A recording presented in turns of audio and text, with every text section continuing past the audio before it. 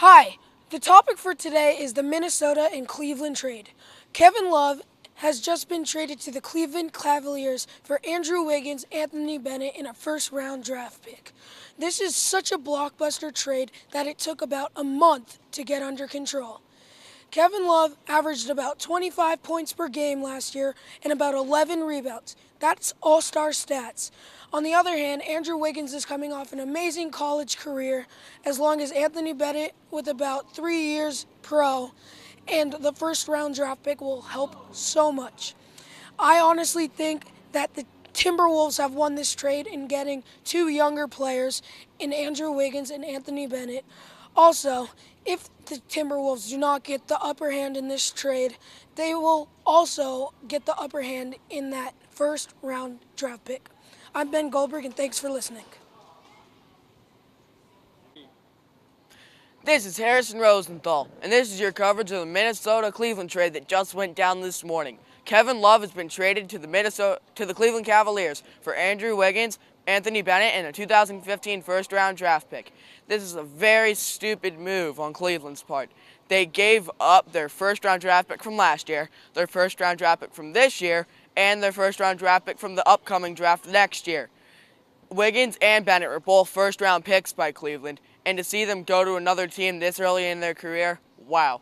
Cleveland couldn't be any dumber. Yes, I know they're getting someone that averaged 25 points per game and 11 rebounds last season, but still. Kevin Love did say, though, that he will be signing a 5-year, $120 million extension once he reaches Cleveland at the end of the month, when Andrew Wiggins can officially be traded after signing his rookie deal. This has been Harrison Rosenthal. Thank you for watching.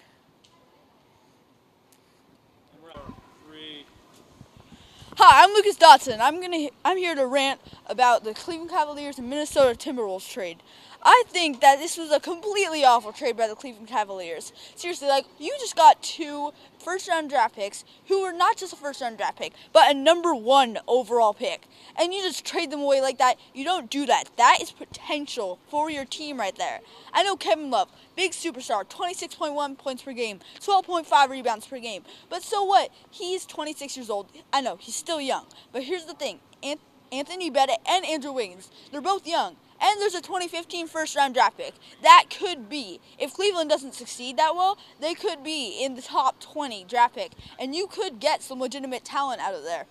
So I don't see why you would trade that away. I'm Lucas Dotson. And we're out. Today I'm ranting about this NCAA sanctions being so unfair. I don't get why USC for only one player gets hit with a really harsh penalty with a 2-year bowl ban and 30 scholarships over 3 years. I don't get why that's fair when Miami has 72 players over 3 different sports and they get hit with only 3 scholarships over 9 years. And also Ohio State too. They had 5 players and their coach knew about it. And their coach did nothing about it, and they get hit with only 1 year of bowl ban. I think that the NCAA was way too harsh on USC. I think that USC really, it was really what they were going to do. It was the closest thing to the death penalty that they were going to give USC. If anyone deserved the death penalty, it was Miami. Miami, when all of this happened, they were under sanctions. They were already under sanctions with an old athletic director. And the NCAA probably didn't penalize him that hard because of a case that they sent in a lawyer to ask the person questions. I mean, they got information and they can use the information in the case, but that's why I don't think the NCAA has been fair in sanctions. I'm John Souza.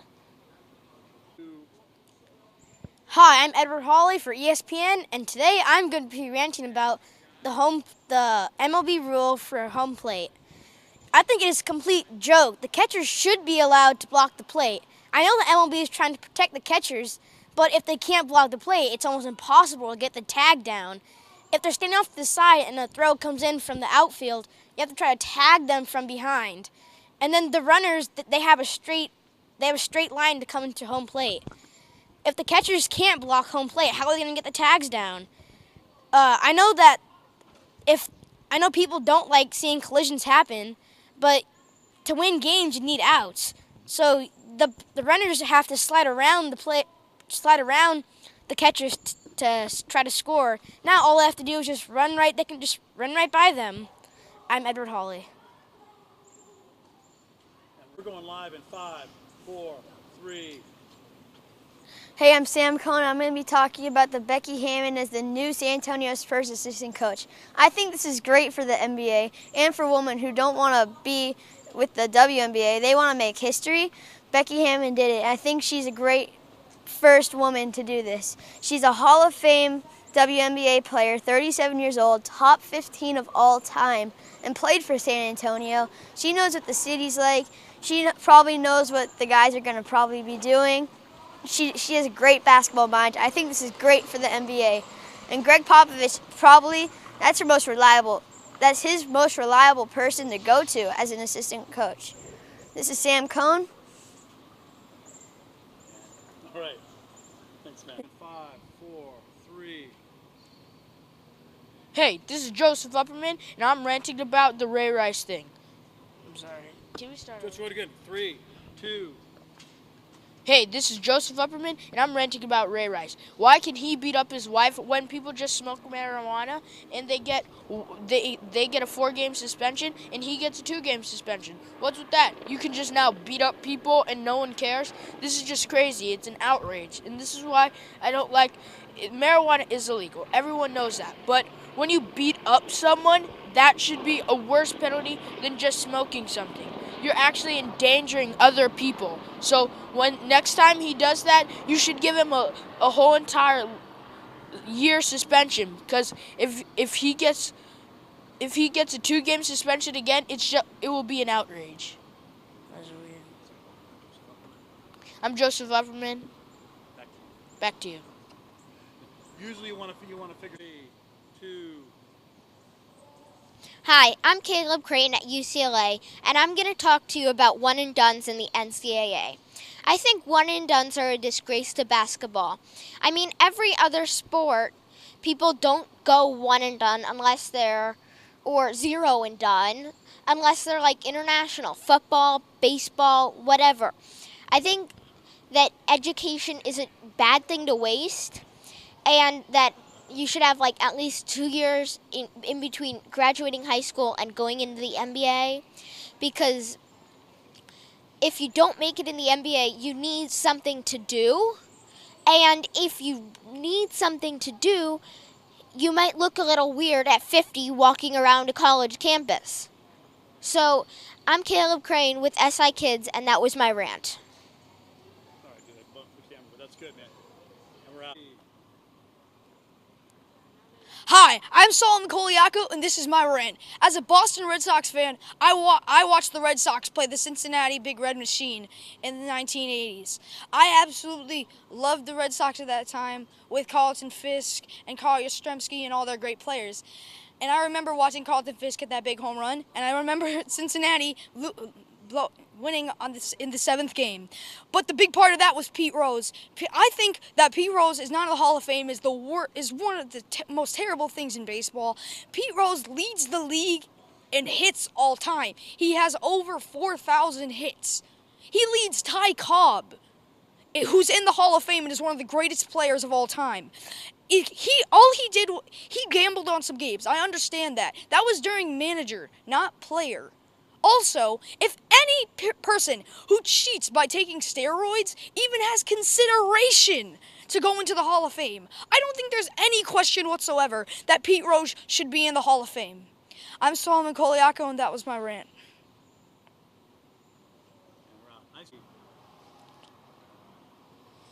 Hi, I'm Michael Marone, and my rant is about the Ray Rice suspension. The Ray Rice suspension was ridiculous. 2 games for physically abusing someone? That is just ridiculous. You physically abuse their body, and we don't even know what else happened on camera.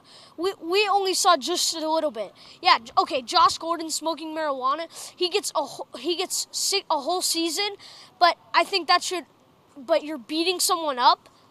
Only 2 games? That is ridiculous. I'm Michael Marone, and that was my rant.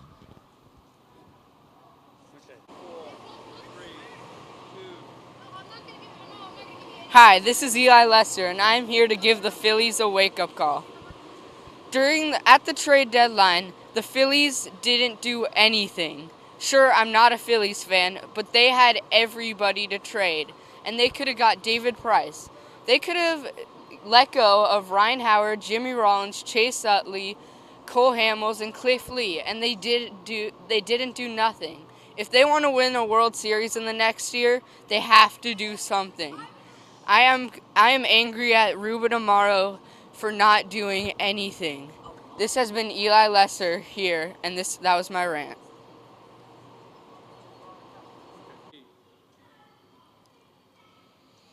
Hello, everybody. I'm Noah Greenblatt reporting from ESPN. There has been a lot of dispute lately about the the new MLB collision rule, and I'm here to tell you I hate it. It's the worst. I mean, sure, I get that they want to give a path to the runner, and ever since the Buster Posey incident with the broken leg and everything, they've all been like, "Oh, we need to fix this."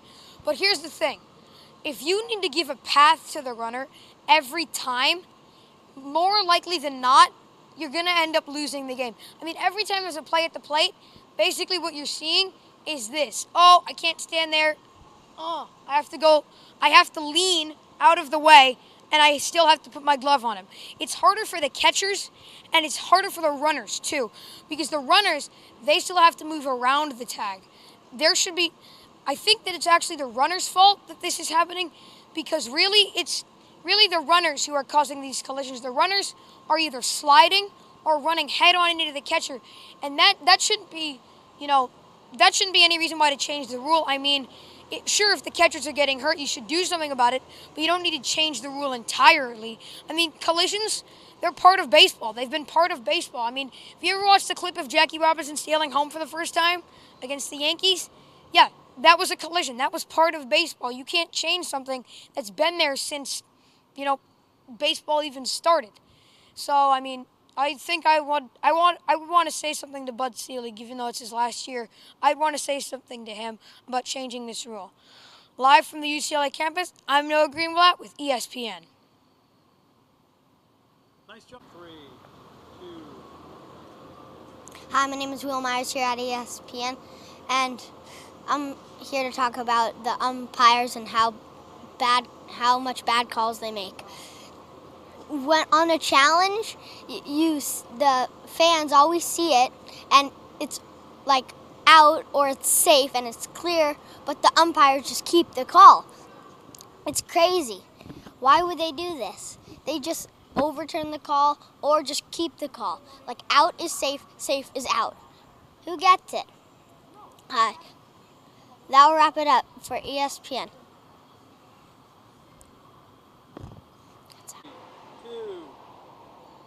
Hi, I'm Andrew Arco, and this is what I want to talk about. I don't think the Cavaliers should have traded Andrew Wiggins.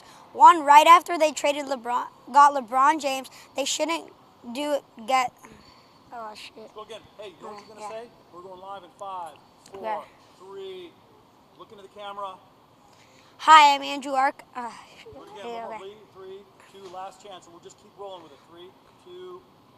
Hi, I'm Andrew Arco, and this is what I want to talk about. I don't think the Cavaliers should have traded Andrew Wiggins, especially right after they got LeBron James. They shouldn't have traded Andrew Wiggins right away. Second, they should have waited to see how Andrew Wiggins did in the regular season. Therefore, I think the Cavaliers should not have traded Andrew Wiggins. I'm Andrew Arco with ESPN.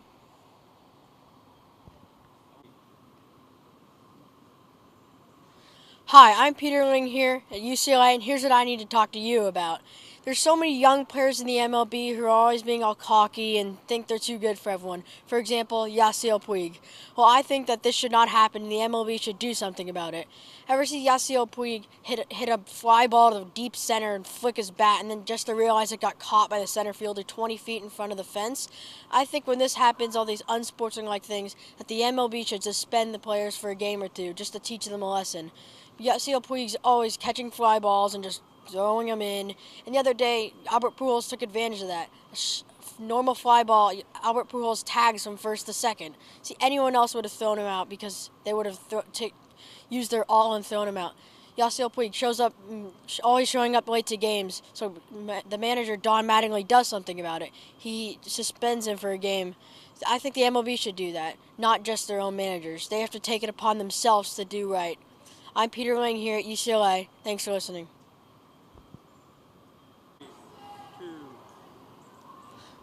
Hi, I'm Jack Chudikoff, and I want to talk about the Kevin Love trade between the Cavaliers and the Timberwolves. When was the last time a star was traded for, some nobodies? Okay, even though it was Andrew Wiggins and Anthony Bennett, 2 first-rounders, 2 first picks, I've seen nothing out of them that's convincing of star power going into his prime. The Timberwolves could have gotten someone so much better. They're trying to rebuild, and they just got a first-round pick next year. That won't mean anything because it's going to be the 30th pick because the Cavaliers are going to be amazing, and we don't know how good Anthony Bennett or Andrew Wiggins will really be. And the Cavaliers totally scored because they got Kevin Love, who's now a big man to go with Anderson Varejao, Kyrie Irving, Deion Waiters, LeBron James, etc. I think that this benefited the Cavs so much. I don't know what the Timberwolves are thinking. Thank you so much. This is Jack Chudikoff from the UCLA campus, and goodbye. Aaron, we're live in 5, 4, 3, 2. Hi, I'm Aaron Heisen, here at the UCLA campus, and I'm going to rant about the Dodgers and the Giants. The Giants have been following the Dodgers everywhere. When we went to LA, they went to San Francisco. All they want is to be our rivals. They might win it every 2 years, but they might win it every 2 years, but we will eventually win it once here in LA. Jackie Robinson is our best player. They don't even have a greatest player yet. Maybe Willie Mays. But Barry Bonds, they have a juicer. We have a juicer. Mark McGwire is one of the best hitting coaches in the league. I don't even know who their hitting coach is. That is it for a Dodgers Giants rant here at UCLA campus. I'm Aaron Heisen.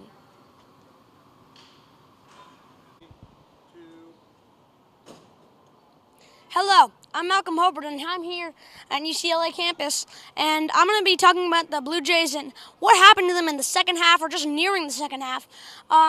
Which says they had Juan Francisco, they had Adam Lind, Jose Bautista, Edwin Encarnacion, of course, and then they all kind of lost confidence. There's sometimes where people step up to the plate, and you see a fierce look like, I'm going to get on base, or I'm going to hit a home run. Now they're just scared. And I don't know what's happening to them. I think they're not focusing on pitching, and they're just focusing on hitting. And while they're focusing on hitting, they're slumping in hitting. So I think what happened to Mark Burley, first of all, where he went from 11-0 to 11-7. So I'm gonna say that they're gonna try to just even it out and not focus too much on everything, and try to get back to first place where they were in front of the Yankees, I believe, or the Orioles. And they had a good feeling at the beginning, and they lost confidence.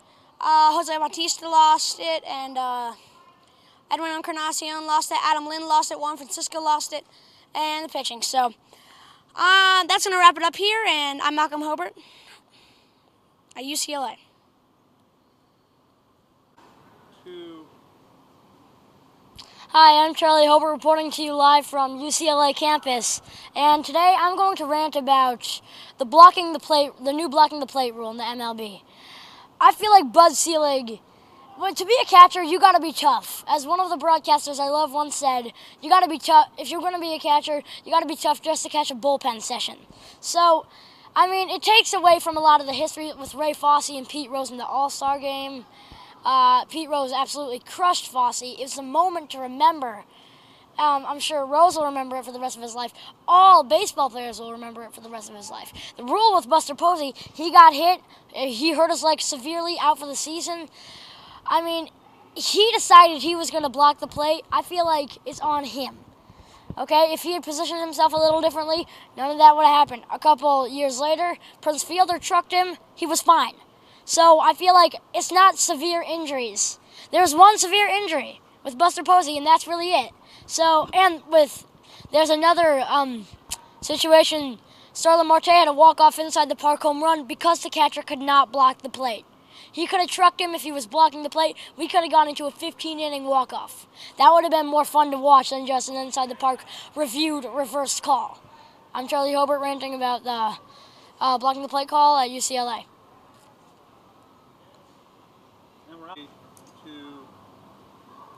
Hi, my name is Rex Krell, and I'm here at UCLA. And today I'm going to be ranting about the Oakland Athletics and how they can't make it past the first round in the playoffs.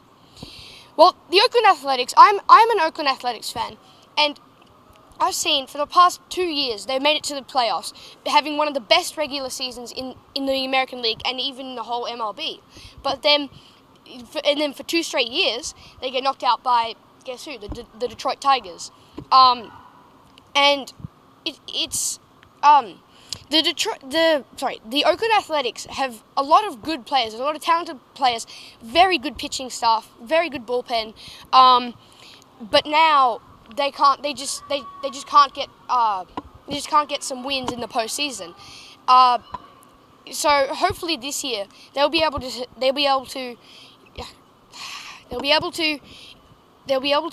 beat maybe the Detroit Tigers and make it to at least the second round. I'm Rex Quayle ranting about my favorite team here at UCLA.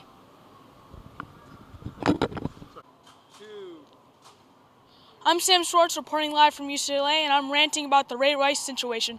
I don't think it's fair that Roger Goodell had a 2-game suspension on Ray Rice for we have evidence that Ray Rice beated her soon-to-be wife. I don't think it's fair, and if you get caught doing marijuana or any drugs, you get suspension for 4 games. I don't think that's right. Roger Goodell's decision is not right, even though we have legal evidence from the elevator, but the police has not charged Ray Rice with anything yet. He should be behind bars, but it has not happened yet. I'm Sam Schwartz reporting live from UCLA, and I was ranting about Ray Rice.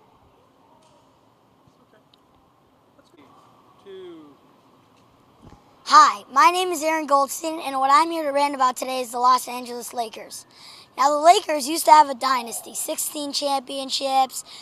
Every year it seemed like they would make the playoffs. But now, with their new owner, Jim Buss, they stink.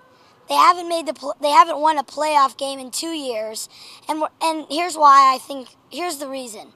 Jim Buss was never told no because his dad, Jerry Buss, was very rich and famous. He was spoiled. Now, finally, when he gets a chance to do his dad's job, he doesn't know anything because his dad never told him no.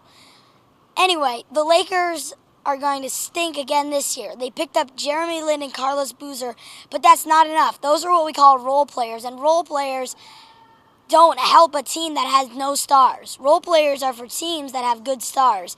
I just think that it's another terrible year, but as a faithful Laker fan, I hope they can get somebody else. But I don't know with Jim Buss. Whatever. I'm Aaron Goldstein, ESPN. And we're out. Hi, I'm Jack Resin, and I'm here at UCLA, and I'm pretty upset, and I'll let you know why. I'm upset because the max contract rule in the NBA. Let's talk about a guy like LeBron James, who leads his team to the finals almost every year. He's a great player, but any team can only offer him so much. But isn't he worth a little bit more than that? I think so. And when Wade and Bosh were just sitting on the bench injured or tired or hurt or just anything, LeBron had to step it up, and that's what he did for 4 years, and he really played well. But he can only make so much money. Why doesn't the league think he deserves more than that? I know that millions of dollars may seem like a lot, and it is. But when you have already gone to the point where you're giving each person at least $1 million a year, and then you backtrack to less, people will get upset. And if people get upset, the league is not happy. So you can either give him a lot or a little. Like Kevin Durant, he leads his team regular season wins every year. With Russell Westbrook out, he played a great season last season. He won MVP. Shooting the ball great. And I'm Jack Resin, this is my rant. Hello, this is Dylan Taylor reporting live from UCLA, and I'm seriously mad about the Cowboys from the past 3 years. Listen, their coaching's terrible. I mean, they've gone 8-8 the past 3 years. Their defense sucks. They have no cornerbacks. Their defensive line was probably their best thing. And their offensive line, all they had is Tyron Smith, and they just signed him a 5-year, $116 million deal. Are you serious right now? He's only been in the league for 2 years. They need to get more players. I mean, Jerry Jones needs to look over this and be the rightful owner of this team. Jason Garrett, he needs to go. He's terrible. I mean, their only thing right now is their offense. Tony Romo, he can't do this on his own. He needs a defense. Defense is what wins games. Defense is what wins championships, and the Cowboys just don't have it. They've been 8-8, and I just don't think they could do it this year. I think it takes a long time for them. It's going to be another neutral season for the Cowboys unless they don't get a defensive player. This is Dylan Taylor reporting from UCLA.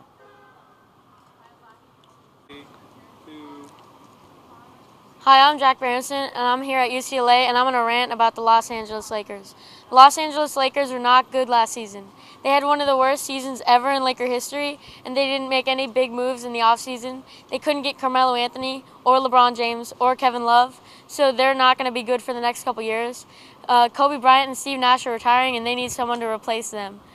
They're not going to make. I don't think they're going to make the playoffs in the next 5 years, and they didn't get anyone that can help that. Carlos Boozer and Jeremy Lin are not the guys that can make a difference for that team, and Kobe Bryant is the only superstar, and he's still not. He's old, and he's going to retire soon.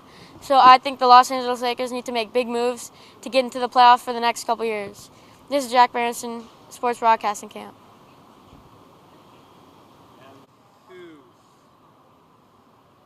Hello, I'm Rex Evans, and I'm here to talk about how athletes are treated differently from regular civilians when they get arrested or they're found out doing something illegal. For example, Ray Rice, he just beat up his wife. He beat up his wife, and all that happens is a 2-game suspension? Are you kidding me? People get arrested for that. They can go to jail for that. He beat up his wife. And it's not like it's just another person, it's his wife. He's married to her.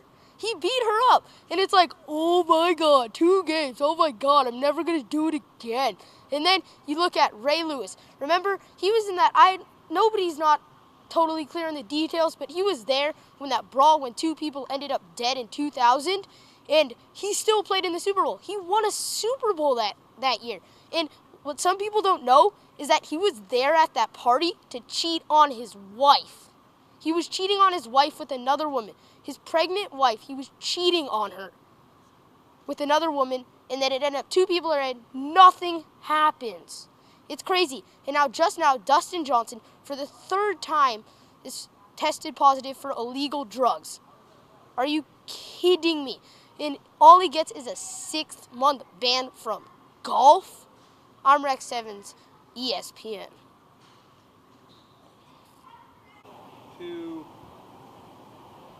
Hello, I'm Levi Port here at ESPN.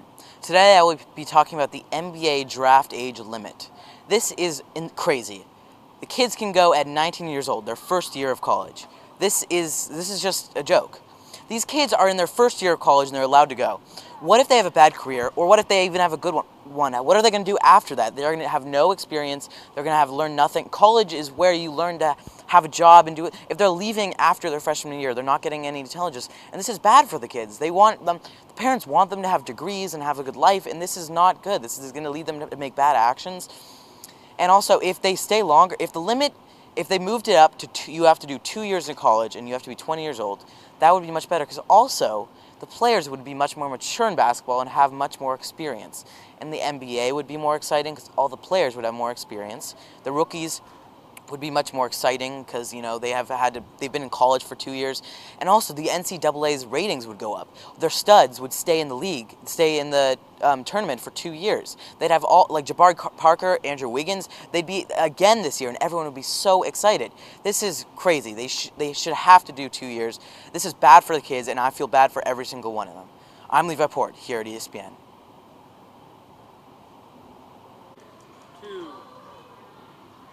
Hi, I'm Tristan Montero from ESPN here at the UCLA campus. I'm going to talk about the instant replay in Major League Baseball.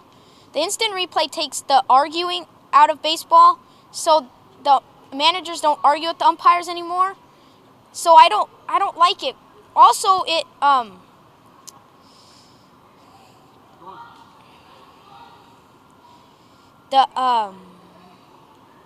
there's no collisions more at home plate anymore for runners running into catchers. I'm Tristan Montero here from ESPN. We're out. 2. I'm Matthew Phelps here at UCLA, reporting for ESPN. I'm here today to talk about Andre Ethier. Ethier is getting paid $16 million a year to sit on the bench and then strike out when he actually comes up to the plate. He obviously needs to get back in shape because there's nothing working for him. The Dodgers have so many other players like Scott Van Slyke and Carl Crawford who could actually make contact with the ball instead of Ethier who just whiffs at it every single time. And the worst part is, when Ethier strikes out, he argues with the umpire to try to make himself feel better. Ethier obviously needs to improve, and this will help the Dodgers a lot.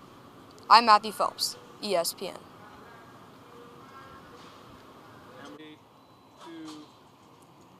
Hi, I'm Samantha Fun from ESPN. Today I'm really mad that the Cavs and the Wolves agreed on trading Kevin Love. Why would the Timberwolves do such a thing? You have an all-star forward in Kevin Love who supports your whole team, and getting rid of him, you practically just made the Cavs in contention like really well against teams like the Thunder and the Spurs. Without Kevin Love, the Timberwolves will suck. I mean, they get Andrew Wiggins and Anthony Bennett. Andrew Wiggins is a guy who could be a potential Kevin Love, but why would you want Anthony Bennett? He stinks. He averages like 5 points per game. At least they got a draft pick, but who knows? The draft pick could be like the 30th pick. And today, I'm just so confused because earlier watching a TV show, I heard somebody say, Derrick Rose, the running back. And this has been your ESPN update. I'm Samantha Fun from ESPN. 2. Hi guys, I'm Matthew Fun and I'm here live from ESPN. Today I'm going to rant about flopping in the NBA. Today, in this modern era, it's horrible. I mean, players pretending they're hurt when they don't even get touched. I mean, remember the Bad Boy Pistons? Remember the Showtime Lakers? Did they flop? No. But now you remember, like the Miami Heat in the finals, while Dwayne Wade didn't even get touched and it was called foul. But there are also some calls where people think players are flopping, but they're really not. Like in Game 3 of the Western Conference second round, Blake Griffin was playing defense, Serge Ibaka was backing in. Serge Ibaka elbowed Blake Griffin in the face. Blake Griffin his nose was bleeding. They called it a foul.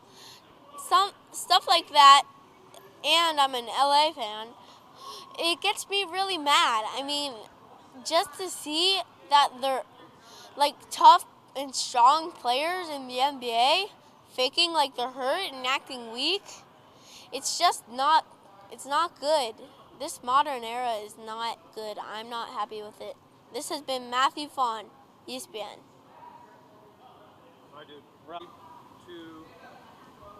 Hello, this is Nathan Jang, live from sunny UCLA. The topic I am going to be ranting about today is Ray Rice's outrageous 2-game suspension. Has Roger Goodell lost his mind? Only 2 games for beating up his fiancée? You can get suspended more for marijuana. Which is worse, marijuana or beating up your fiancé? I think that this physical contact with an actual human being should be enforced with a stronger punishment. This is Nathan Jang, live from UCLA, Fox Sports.